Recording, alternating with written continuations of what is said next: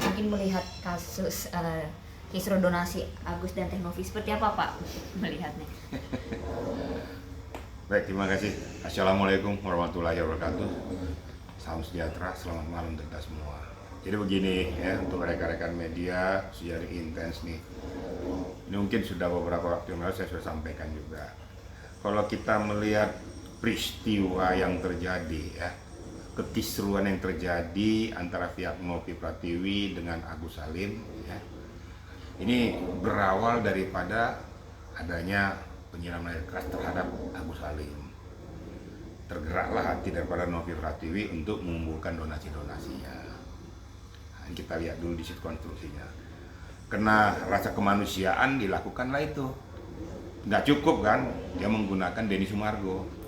Podcastnya kalau nggak salah itu ya. Terkumpullah uang tuh kurang lebih 1,5 M. Nah, pokok permasalahannya bahwa Denny Sumargo minta kepada Novi Pratiwi masuk ke rekening siapa ini? Ternyata menggunakan rekeningnya Agus Salim, dikirimkanlah uang tersebut. Nah, dalam perjalanannya ternyata Agus Salim menggunakan BPJS. Terus uang itu nggak salah 90 sekian juta dipergunakan kepada kepentingan keluarga. Ini kan sudah tidak sesuai dengan peruntukannya. Ya wajar saja protes netizen ataupun donaturnya, kenapa kok tidak sesuai dengan peruntukan. Nah, dengan adanya ini akhirnya Novi meminta kepada Agus supaya dikembalikan ke yayasan dengan catatan, ini yang saya monitor seperti itu ya, dengan catatan bahwa apabila kamu mau menguati matamu, saya akan kawal, fasilitasi akan menggunakan uang ini. Itu kira-kira pokok permasalahan awal. Nah, dalam perjalanannya ternyata komplainlah Agus Salim melalui pengacaranya, mengatakan bahwa seolah-olah ini ditekan, diperas, dan kemudian digelapkan uang. Yang menjadi pertanyaan, ya, apakah uang yang ada di yayasan itu masih utuh? Kalau masih utuh uangnya di yayasan untuk kepentingan pengobatan, yang digelapkan itu mana? Unsur pemerasannya di mana? Unsur tekanannya di mana? Masalahnya kan ini kan bukan uangnya Agus Salim. Ini kan uang para donatur. Kecuali ya, kalau seandainya dana di yayasan yang dipegang oleh Novi Pratiwi ini menguap atau tidak ada di tempat, itu baru dikatakan boleh itu penggalapan. Bukan hanya pihak Agus saja bisa menuntut, tapi para donatur juga bisa menuntut itu. Kalau memang uang itu tidak ada di tempat. Nah, ini yang perlu diketahui oleh rekan-rekan semua, bahwa untuk mendudukkan pokok permasalahan kita harus jernih berpikir. Jangan seolah-olah bahwa ini digelapkan, ini uang saya, ini kemudian tidak sesuai dengan peruntukannya. Ini kan dua mata sisi ini yang selalu bermain di antara Agus Salim dengan Novi. Kira-kira gitu awal mulanya ya. Nah Pak, untuk kepemilikan gitu ya, pro kontra kepemilikan ini kan sebenarnya rekening masuknya kan ke rekening Pak Agus pribadi gitu ya.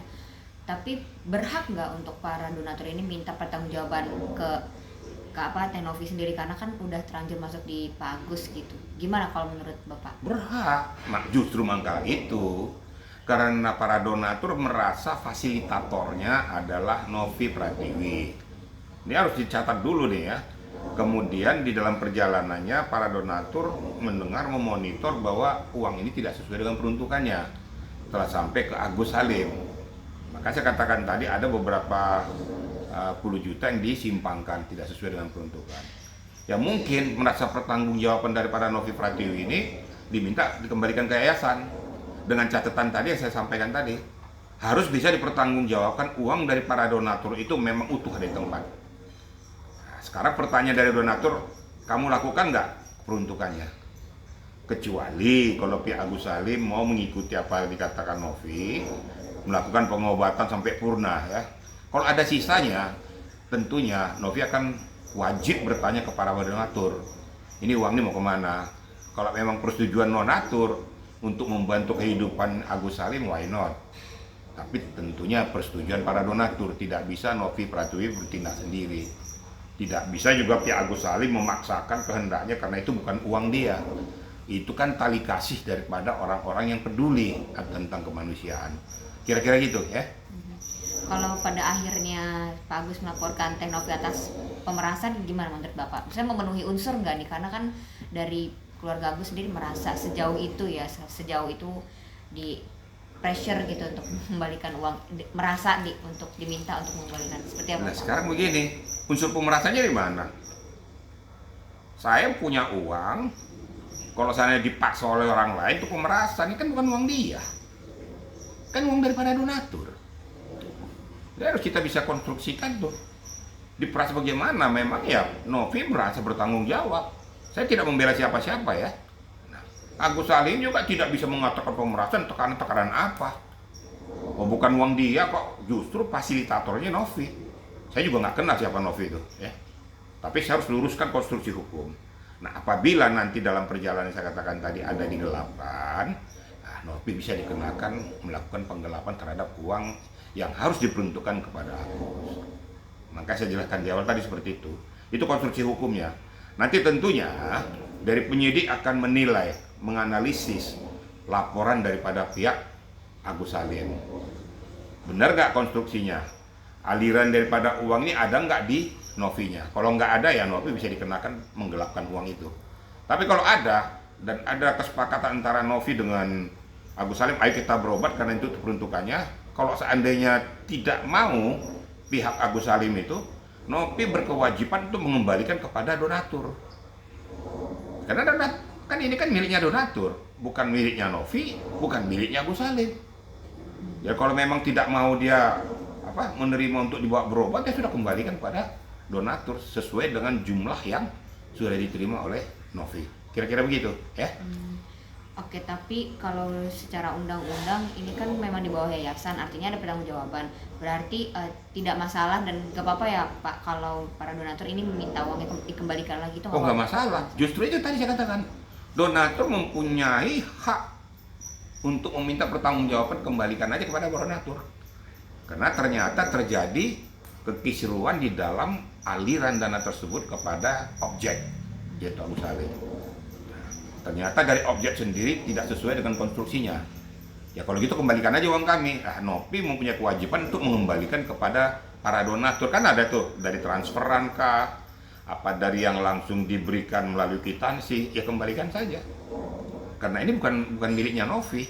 Jangan pula dibuat ajang melalui yayasannya mengumpulkan dana kemanusiaan atau dipergunakan sendiri, itu juga salah. Nah, ya kembalikan saja. Nah, tapi menurut hemat saya ya, ini kalau saya berpikir ya, kenapa tidak ada retroaktif justice? Tentunya kedua belah pihak saling mengalah untuk mendapatkan suatu posisi itu, supaya ini jangan jadi kisruh. Kalau saya sudah dilaporkan, tentu nanti dari pihak kepolisian akan melakukan langkah-langkah restoratif justice itu. Tapi tentunya harus melibatkan pihak donatur. Karena mereka yang punya hak. Donatur jangan sampai diabaikan. Sampai ke pengadilan sekalipun, kalau saya bermuara ke pengadilan, donatur wajib diminta keterangannya tentang konstruksi uang yang ada. Kira-kira gitu ya. Kalau kemarin kan Teh Novi pada akhirnya preskon ya Pak, menggelar preskon yang isinya itu lebih kepada menjelaskan kronologis gitu. Kalau itu sebenarnya semuanya dari Pak Agus yang minta, rekening itu semuanya kenapa atas nama Pak Agus, karena Pak Agus sendiri yang minta dan segala macam, sedangkan dia pemilik yayasan gitu, bukan menyantumkan nomor rekening yayasan. Mengungkapkannya sambil menangis gitu. Menurut Bapak gimana Pak dengan langkah Teh Novi preskon untuk menunjukkan kronologi tersebut? Begini ya, kalau saya melihat yang real saja ya, saya kan nggak bisa membaca isi hati daripada Novi itu sendiri. Apa dia menangis itu memang betul-betul ekspresi jiwanya atau bagaimana? Saya kan nggak boleh dong menjustis orang. Dia menangis mungkin kenapa sih kok saya sudah berbaik hati untuk mengumpulkan dana ini para donatur, kok malah tidak sesuai dengan peruntukannya. Boleh-boleh saja, sah-sah saja. Kita juga nggak boleh menjustis orang kan gitu kan. Dia mengeluarkan air mata ya silakan, dialah yang tahu air mata apa itu isinya, kan sih kita nggak tahu juga kan. Nah, dia ngomong preskon itu kepada netizen tuh, netizen akhirnya memberikan komentar, itu kan hak dia. Nah, semoga kiranya preskonnya ini mengetuk hati pada Agus Salim, mengerti bahwa saya sudah membantu kamu. Tapi kalau melihat dudukan hukumnya, nah, secara manusiawi ya, secara etika budaya, Novi sudah melakukan langkah kemanusiaan. Tinggal langkah kemanusiaan ini bisa dipertanggungjawabkan enggak dengan uang yang telah diterima dari donatur. Nah, kalau seandainya tidak bisa dipertanggungjawabkan, berarti ini merupakan modus. Gitu. Ternyata ditanya mana uangnya 1,5 M, nggak ada di Novi, berarti Novi memang betul menggelapkan. Itu yang harus diminta pertanggungjawaban. Kalau nggak ada ya berarti layak untuk dipidana, dilaporkan. Ya itu betul melakukan penggelapan uang tersebut. Tapi kalau bisa ditunjukkan tuh uang tuh ada di tempat, mens reanya nggak kena. Jadi tinggal kita lihat aja, di mana sih pundi-pundi uang ini sekarang nih, lengkap di tempat. Nah kalau memang tidak ada kesepakatan kedua belah pihak, itu yang tadi yang ditanyakan sama intens tadi, ya kembalikan aja kepada donatur, selesai kan? Karena mereka yang punya hak kok. Kira-kira gitu ya. Pak, tapi banyak netizen dan banyak pihak yang menilai bahwa langkahnya Teh Novi untuk menggelar preskon itu kurang tepat, karena maksudnya hal-hal itu tidak perlu disampaikan gitu, itu bisa diomongin berdua aja lah sama pihak Pak Agus gitu, atau preskon itu ditunjukkan untuk tidak perlu lagi menghujat pihak Agus ataupun terlalu pro kepada Teh Novi. Banyak yang bilang baiknya seperti itu, tapi menurut Bapak, menurut netizen ini tepat nggak gitu Pak? Atau seperti apa? Gini ya, netizen mempunyai hak untuk berpendapat. Kan netizen kan kadang-kadang cuma melihat kulit luarnya. Ini yang kadang-kadang ya, kulit luarnya dia lihat langsung memberikan komentar, nggak tahu apa yang terjadi di dalam arena tersebut. Nah sekarang yang saya lihat dalam konstruksinya, kenapa sampai Novi ini melakukan preskon? Apakah dia sudah melakukan mediasi kepada pihak Agus?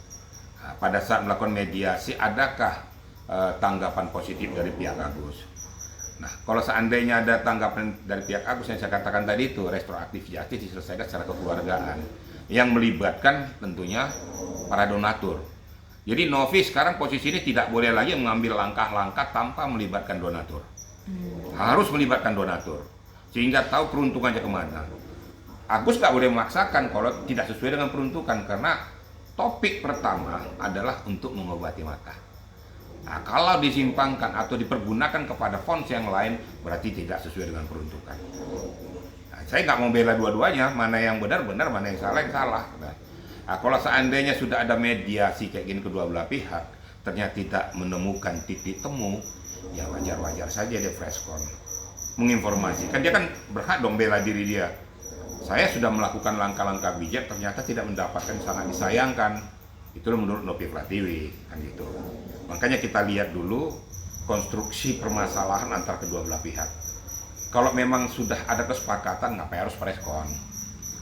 Tapi kalau seandainya tidak ada kesepakatan, ya sudah, mungkin itu langkah yang terbaik menurut dia. Nah, kalau seandainya layak tidak layak, ya wajar tidak wajar, kan tinggal netizen menilai aja lah. Netizen kan punya hak untuk menilai rasa kemanusiaan Novi ataupun langkah yang dilakukannya apa. Kira-kira langkah dilakukan Novi ini ada nggak embel-embel di belakangnya, kita juga nggak tahu, kan gitu. Menurut hemat saya, kalau seandainya pihak pengacara pada Agus berbicara dengan Novi Pratiwi, melibatkan donatur, bila penting melibatkan pihak kepolisian, dilakukanlah restoratif justice. Nah, jadi istilahnya ya udahlah, selesaikan saja secara kekeluargaan.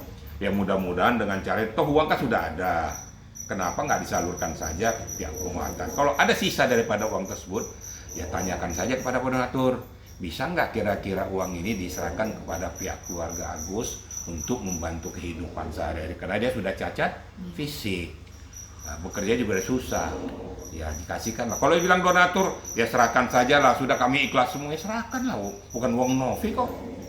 Nggak boleh lagi Novi mengatakan nggak boleh karena tidak perlu, nggak bisa. Udah donatur sudah ngomong kok, udahlah Bu Novi, karena sudah seperti ini permasalahannya, udah serahkan saja lah kepada pihak Agus untuk dipergunakan tuh. Ya sudah sah secara hukum, ya serahkan. Novi nggak punya hak untuk menahan itu karena bukan hak dia. Dia kan sebagai fasilitator saja, kira-kira gitu ya. Pak, kalau Teh Novi yang dituding menggunakan narkoba atau obat terlarang ini, menurut Bapak gimana Pak? Dia sampai membuktikan sendiri, sampai tes urin atau tes rambut segala macamnya gitu Pak. Yang ngomong siapa itu? Lawyer. lawyers. Ya, pengacara.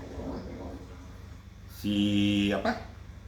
Si Novi Pratiwi mempunyai hak untuk melaporkan kepada pihak kepolisian. Itu nggak boleh. Yang menentukan dia pengguna narkoba atau terindikasi narkoba adalah hasil penyelidikan dan penyidikan pihak kepolisian, terbukti dia melakukan narkoba itu.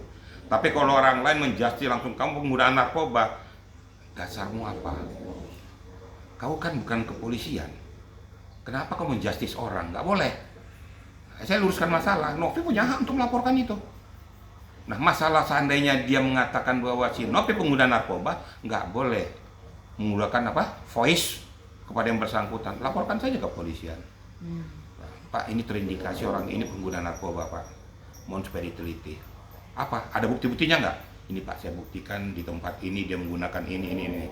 Tentunya dari pihak kepolisian, dari Direktorat Narkoba akan melakukan lidik. Nah, ternyata ada benang merahnya, ya dipanggil, diperiksa. Tapi kalau serta-merta dikatakan umpamanya kita duduk-duduk gini, nggak ada permasalahan apa terus narkoba itu tangkap, nggak bisa.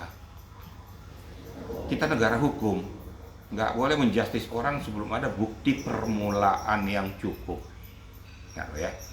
Jadi bukti permulaan yang cukup harus dilakukan. Itu pun tidak melalui perorangan, tapi melalui aparat penegak hukum yang mempunyai kewenangan untuk melakukan langkah tindak pemeriksaan, bidik sidik terhadap seseorang yang diduga melakukan perbuatan tindak pidana. Kira-kira gitu, ya? Nah, ternyata yang menyebutkan hal itu nggak cuma lawyer itu, Pak. Ada selebgram lah ya gitu yang menyebut juga masa lalunya Teh Novi ini pernah pakai narkoba segala macam. Ini gimana menurut Bapak? Nggak boleh dong. Itu yang saya bilang, itu menjustis seseorang nggak boleh. Masih. Kalau memang kamu tuh mempunyai bukti-bukti bahwa Novi menggunakan narkoba, laporkan saja. Tunjukkan saja bukti-buktinya, dia mana melakukannya. Bila penting nanti pihak kepolisian akan mengintip. Kan ada nanti pihak kepolisian akan menangkap. Kepolisian aja sudah tahu seseorang menggunakan narkoba, dia nggak bisa serta-merta menangkap tanpa adanya suatu bukti permulaan yang cukup. Ya kalau menuding-nuding aja nggak boleh. Mungkin bisa saja terjadi. Dia tahu karena temannya ini pengguna narkoba tuh kan gitu. Tapi kan itu kan menurut dia. Pada saat diperiksa ternyata nggak ada. Siapa yang punya hak meriksa? Apa dia? Nggak bisa dong. Kepolisian dong. Nah, ini harus kita betul-betul tegakkan hukum. Jangan menjustis seseorang tanpa ada bukti fakta yang ada. Dan kalaupun ada bukti fakta itu tidak bisa dia langsung justice sendiri. Ada salurannya, yaitu melalui aparat kepolisian yang punya kewenangan untuk melakukan tindakan itu. Kira-kira gitu, ya. Nah, karena hal ini juga maksudnya banyak pihak lah gitu yang pada akhirnya mengorek masa lalu mungkin atau kesalahan-kesalahan dari Teh Novi yang katanya Teh Novi pernah melakukan kejahatan di kendaraan roda 4. Menurut Bapak gimana? Maksudnya dengan kesalahan yang diungkit ini, Pak? Ya, apapun itu terserah. Ada saya katakan berkali-kali, mau dia pembunuh dulunya, mau dia pelaku kejahatan, mau dia tuh melakukan pencurian terhadap roda 4 dulu segala macam, itu silakan aja. Tapi salurannya yang benar. Nggak boleh. Kau kan dulu curi mobil, apa buktinya? Sekarang saya kasih contoh aja begini, ya. Saya mencuri uang Anda. Terus saya simpan di rumah. Udah jelas kan saya mencuri, menurut kamu pasti saya mencuri ini. Terus datang kamu ke rumah saya, itu kan uang saya, kamu ambil. Saya teriakin kamu maling, kamu ditangkap. Karena bukan kamu yang punya hak untuk menjustis saya. Kalau betul-betul kamu lihat ada uang yang saya curi dari Anda itu, ada di tempat di rumah saya, laporkan pihak kepolisian. Barang tersebut ada di rumah dia. Datanglah pihak kepolisian, dilihat memang ternyata barang tersebut ada, disita, tangkap orangnya. Ini sudah jelas-jelas pencuri loh. Apalagi cuma menurut hemat saya dulu dia seperti ini, nggak boleh. Sekarang pertanyaannya kembali dibalikin aja, emang lu siapa dulu? Emang sudah benar kau dulu? Nah, jangan suka menuding orang. Jadi jangan telunjuk lurus, kelingking berkait. Suka kita nunjuk orang begini, tapi 4 lagi nunjuk kita. Nggak boleh itu. Tapi kalau memang betul-betul mau menegakkan hukum, silakan aja ada salurannya. Mudah-mudahan dengan saluran yang dilakukan ini betul dia sampai sekarang menggunakan narkoba itu bisa ketangkap. Nanti akan dilakukan lidik, diikuti. Bila penting dipancing sampai orangnya ketangkap betul memang pelaku narkoba.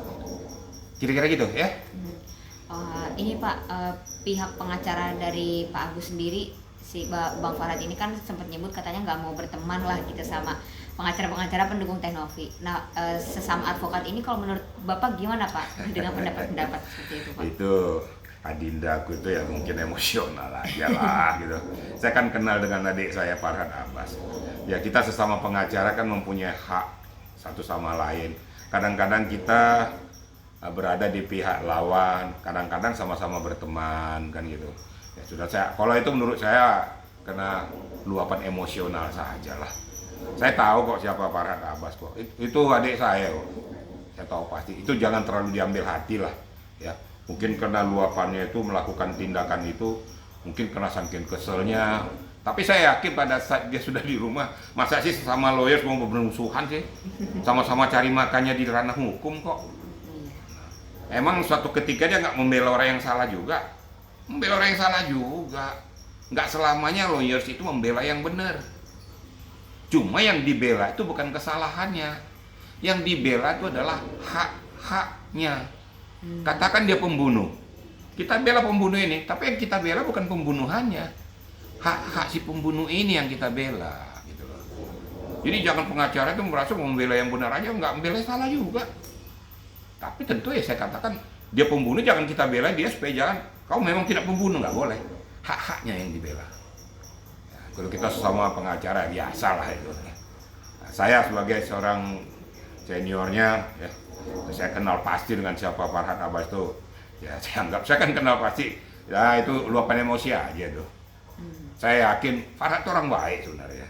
Tapi pada saat dia meledak-ledak ya begitu. Tapi kembali kepada porsinya biasa saja. Ya, mungkin Farhad akan dengar lah ya. Saya ngomong nih Farhad dengar ini abang yang ngomong ini gitu loh. Ya, biasa itu nggak apa-apa. Farhad baik kok, nggak ada masalah gitu. Ya. Terakhir nih Pak, ada apa ya, orang lain, pihak lain juga lah gitu yang menyebut kalau yang dilakukan Teh Novi ini terlalu dianggap terlalu menggiring opini untuk netizen itu terlalu membenci Pak Agus gitu Pak. Sebegitunya lah mungkin dari semua sosmednya Teh Novi. Menurut Bapak gimana? Bisa disetujui mungkin yang seperti itu Pak? Kan saya katakan tadi masalah menggiring sosmed netizen supaya membenci Agus itu kan silakan netizen yang menilai. Kadang-kadang kita kan memberikan suatu pendapat pada saat netizen itu berpihak kepada seseorang, benar pun dia tetap aja salah di matanya. Saya kalau kan kadang kita udah nggak suka sama orang, langkahnya lurus aja kita bilang bengkok gitu loh. Nah, itu hak netizen lah. Kita nggak boleh juga menjaga hak netizen, silakan aja menilai. Nah, kalau memang menggiring Novi menggiring netizen supaya membenci Agus, ya kalau memang sekian banyak ini ya Novi juga introspeksi diri juga. Benar nggak kira-kira? Ada satu prinsip begini deh. Satu orang bilang saya gila, saya pasti marah. Tapi kalau 1000 orang bilang saya gila, saya harus berpikir benar nggak saya gila. Iya. Nah, itu aja ambil. Ya Novi juga dengan melihat netizen seperti gitu memberikan komentar, ya Novi introspeksi. Di mana sih letak kesalahan saya atau kekurangan saya? Apakah saya merasa menggiring netizen supaya membenci Agus? Silakan Novi yang berpikir. Ya kembali lagi introspeksi diri. Jadi pesan saya kepada semuanya, ayolah, ini kan persoalan sebenarnya bukan persoalan yang rumit. Persoalan hanya tidak ada persesuaian peruntukan uang ini, cuma itu aja kok. Nah harapan saya dari pihak Agus Salim juga mulai pengacaranya dengan Novi itu diselesaikan satu meja. Tentu ada fasilitatornya, ada penengahnya. Siapa penengahnya ya? Ya kepolisian. Tapi yang paling penting yang saya katakan tadi, donatur harus dilibatkan. Itu yang paling penting. Kalau donatur udah mengatakan sepakat mereka, uang tadi mau untuk mata, udahlah kasihan, mau saya serahkan aja untuk kehidupan keluarganya, sah-sah saja. Kan uang donatur, bukan uang Novi. Nah, tergantung donatur, makanya donatur harus dilibatkan. Kira-kira gitu ya. Satu lagi Pak, mungkin Ya. pesan apa ya dari Bapak gitu untuk Novi dulu. Nah, Gimana Pak mungkin bijaknya yang bisa dilakukan? begini, pesan saya cuma satu ya, Novi, kalau memang kau merasa melakukan tindakan kemanusiaan di yayasanmu, lanjutkan saja terus. Tapi tentunya jangan ada sesuatu di balik itu. Harus ikhlas. Kalau kita membawa satu yayasan adalah yayasan dengan penuh keikhlasan untuk membantu orang. Jangan ada bonus di belakang ini. Kemudian Novi juga harus bisa juga meredam amarah ataupun emosionalnya dalam menghadapi orang. Ya, jangan terlalu cepat juga menjustis. Nah, untuk itu juga saya minta Novi, ya udahlah, diskusikan kembali lah kepada pihak yang dituju, objek yang tadinya harus kita bantu. Siapa tahu ada benang merahnya, siapa tahu ada perselisihan pendapat, kan selesai semuanya. Jangan Novi juga berkeras hati, nggak boleh pokoknya untuk pengobatan aja. Tapi kalau donatur mengatakan udah serahkan sajalah kepada pihak Agus, kasihan dia untuk kehidupannya, kenapa tidak? Kan porsi semula untuk pengobatan mata, tapi donatur mengatakan kasihan juga ya, matanya udah buta atau nggak bisa ngelihat lagi. Udahlah untuk kehidupan mereka, karena dia sudah nggak bisa lagi bekerja dengan baik. Ya sah loh, Novi nggak boleh mengatakan nggak boleh. Oh, bukan uang kamu, Novi. Ini kan uang donatur. Terima kasih kamu sebagai fasilitator, tapi fasilitator yang betul-betul bertindak dengan penuh kemanusiaan. Kira-kira gitu. Jadi untuk Novi ya, kalau memang kamu bijak, lakukan yang terbaik. Nggak usah kita kontraproduktif pada orang lain. Netizen yang memberikan pendapat juga merupakan suatu koreksi buat kita. Nah, tentu netizen juga mengatakan supaya jangan ada desakan seolah-olah pihak Agus juga memanfaatkan situasi itu. Nah, kira-kira gitu. Jadi semuanya harus bekerja secara simultan dan menyelesaikan suatu masalah itu secara komprehensif. Itu mudah-mudahan harapan saya. Ya mudah-mudahan peristiwa ini merupakan pembelajaran lah. Pihak Agus juga bisa menerima situasi itu. Novi juga belajar dalam pengalaman ini. Ternyata berbuat baik belum tentu hasilnya baik. Kira-kira gitu ya. Kalau pesannya Pak untuk Pak Agus? Kalau untuk Pak Agus sendiri begini. Ya saya juga prihatin ya dengan keadaan matanya ya. Dengan situasional kayak gitu. Nah, coba diselesaikan saja untuk dari pihak Agus kepada pihak Novi. Kembali lagi. Jadi ini kan semuanya kan harus apa? Harus ada imbal balik kedua belah pihak. Saya tidak membela Agus, tidak membela Novi juga. Kalau memang ada kesepakatan pendapat, kenapa tidak? Kalau bisa diselesaikan. Tapi dengan kekisruhan ini, Agus juga harus bisa menerima kalau pihak donatur mengatakan bahwa itu harus ditarik. Novi juga harus bersedia apabila donatur mengatakan serahkan saja kepada pihak Agus. Ya, sama-sama lah, jangan keras kepala. Dan pihak Agus juga saya nyatakan kamu bukan punya uang itu. Kecuali kalau kamu punya uang itu kamu berbuat keras. Kamu bukan punya uang, kamu ditolong orang. Nah cuma Novi bagaimana untuk menyalurkan ini? Kalau sudah situasi ini, tanya pendapat donatur. Dudukkan permasalahan. Agus, Novi duduk satu meja. Nggak usah saling ngotot, saling membenarkan pendapatnya sendiri. Karena kalau membenarkan pendapat sendiri tidak akan menyelesaikan suatu masalah. Duduklah dengan penuh kedamaian.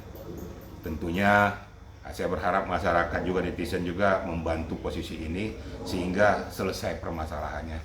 Satu lagi saya minta terima kasih pada donatur. Donatur juga bijak untuk mendudukkan pokok permasalahan ini. Kalau memang para donatur sepakat nyerahkan pada Agus, udah Novi harus siap untuk menerima itu. Kalau seandainya donatur mengatakan kembalikan uang kepada kami karena tidak sesuai peruntukan, ya lakukan. Karena itu uang mereka. Kira-kira gitu ya. Satu lagi Pak, pesan untuk Bang Farhat nih sebagai kuasa hukum Agus yang banyak yang menganggap Bang Farhat ini udah offside lah gitu. Menurut Bapak? Ya, untuk adik saya Farhat, saya kenal baik. Saya katakan Farhat ini orang baik. Ya. Orang baik. Mungkin kena luapan emosionalnya dengan situasi kondisi tidak menemukan titik ujung. Kalau dikatakan dia tidak mau bersahabat dengan orang-orang yang membela Novi, ya nggak benar juga, kan gitu. Ayo sama-sama kita redam, kita sama-sama lawyer, sama-sama pengacara, harus bisa duduk sama rendah, berdiri sama tinggi. Kenapa tidak kita selesaikan? Kita yang paham hukum, ya, lebih bagus pengacara antara pengacara Farhat duduk bersama-sama dengan kepala yang betul-betul tenang, hati yang dingin, akan selesai. Kan mereka yang tahu hukum. Kenapa harus musuhi? Suatu ketika yang musuh itu jadi berteman. Di pengadilan nanti suatu ketika yang tadinya berseberangan, suatu ketika dia membela seseorang, sama satu grup. Ya sudahlah. Tapi ya saya harapkan ya Farhad ya memang seperti itu tipikalnya. Tapi dia sekali lagi saya tidak apa ya, saya katakan tidak menyatakan pernah Farhad bagaimana. Enggak, dia saya kenal baik. Itu adik saya udah lama saya kenal, udah 10 tahun saya kenal loh. Sesungguhnya dia orang baik, memang dia suka meledak-ledak. Pada saat waktu final saya adu argumentasi dengan dia, padahal adik saya loh. Tapi selesai ini, selesai dari media, telepon-teleponan. Maaf ya bang ya, tadi gini-gini, udah tenang aja deh. Semua bisa selesaikan, aman. Kira-kira gitu, jadi nggak usah terlalu nggak usah terlalu dinilai apa yang dilakukan Farhad ini offside segala macam, enggak, itu situasional. Semua bisa diselesaikan kok. Bukan saya mau bela-bela Farhad juga, enggak. Ya, saya tahulah siapa Farhad gitu loh. Kira-kira gitu ya. Oke, siap. Terima Terima kasih, kasih Pak Pak. Hendra.